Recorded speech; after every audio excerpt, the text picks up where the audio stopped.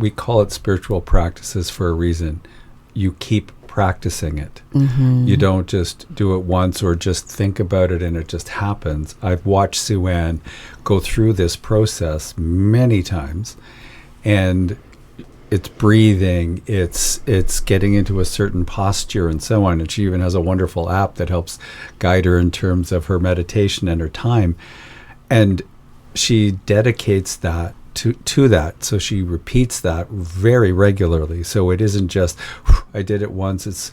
It's not like taking an antibiotic and it goes away and all is done and now you're set for whatever length of time. You have to keep practicing this. You get better at it. Some days you do better than other days, because sometimes you can drive those thoughts away and other days you really have trouble doing that. But you get much better at it through practice, and you keep sort of incrementally improving how you feel over time by practicing it again and again. And it's not about pushing the thoughts away. It's about letting them go. Because actually when we try to push away certain thoughts that are troubling us, they get stronger. Yes. So it's about letting them go. Well, you all are singing, you're singing my song, but I like the word discipline in relationship to the practice of meditation or mindfulness. And I think because discipline is not about hardness or strictness in its essential meaning, it's really about the consistent practice, and it's through the practice that you change or evolve, or you learn to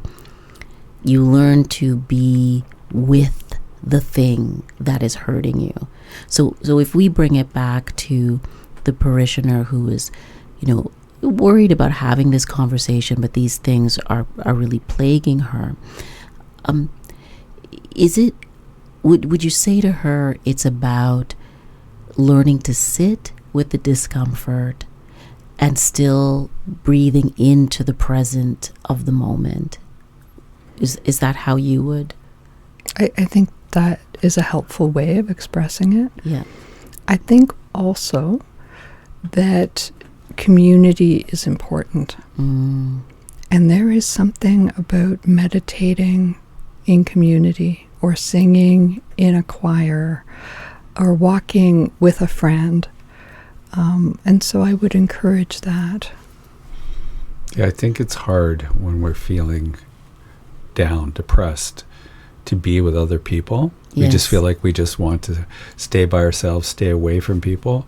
But I do think that being in community, just being present with others. I just came from the church, and there were a whole bunch of seniors, mostly, all of them were from China, and they're having an amazing time together, and there's no way you could have been in that group and not felt uplifted. Yes. And so the choice between being at home and just being by myself, maybe with all the lights off, or being in a group like that where you have people who just love you, care about you, and just want you to be well, I can't see how you could still remain feeling that way when you're in that environment. So I say being in community with people who care about you is always healthier than being just by yourself, especially if you're, Sue-Ann mentioned this earlier, ruminating about things, right? Whether it's the past or the future, as you said, things you'd have no control over or very little control over.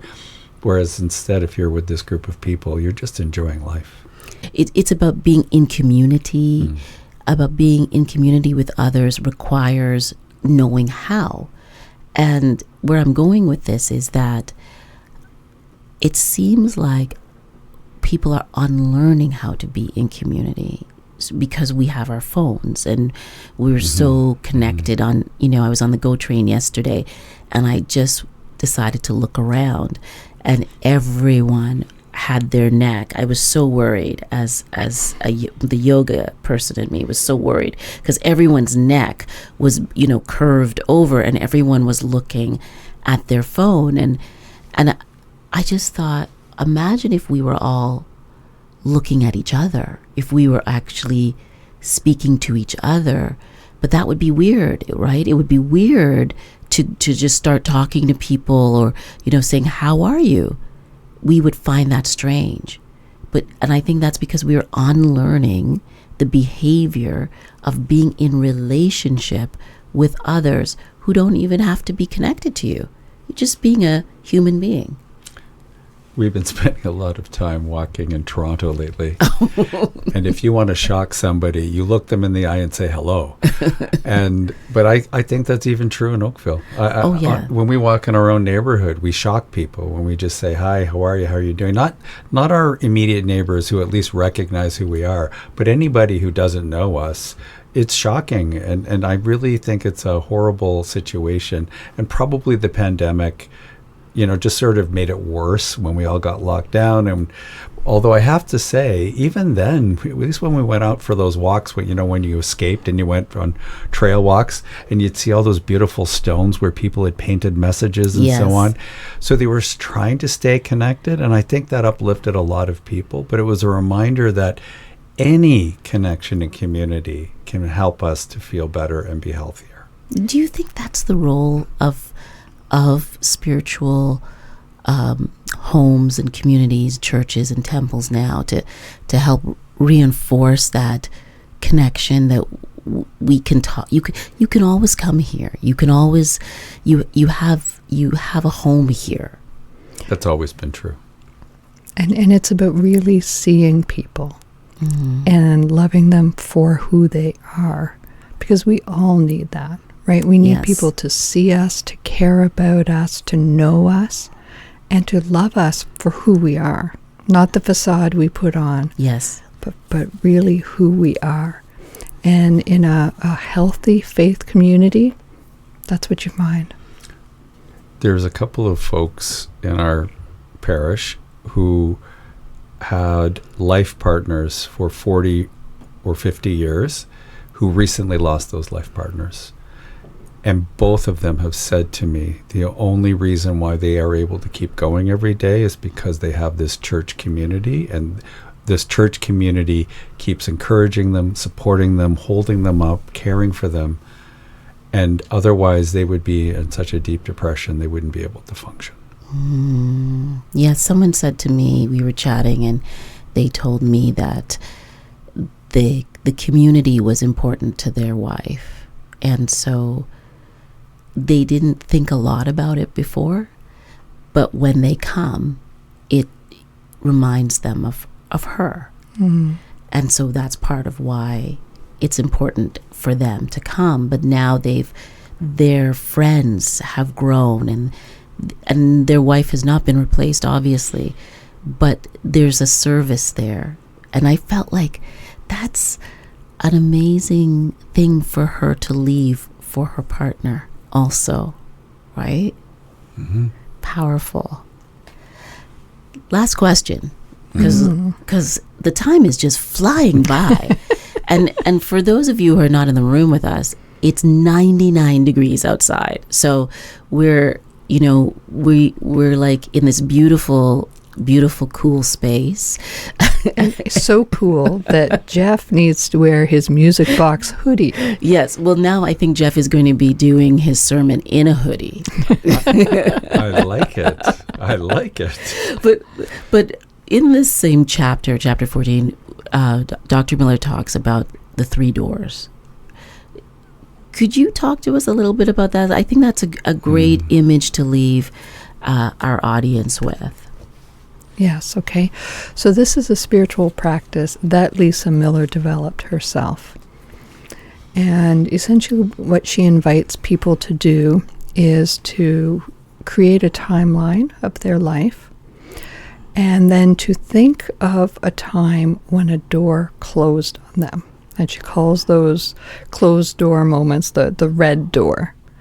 So it's a time when you thought you had everything lined up, you knew what you were going to do, and you were working towards it, and everything was great, and then it wasn't.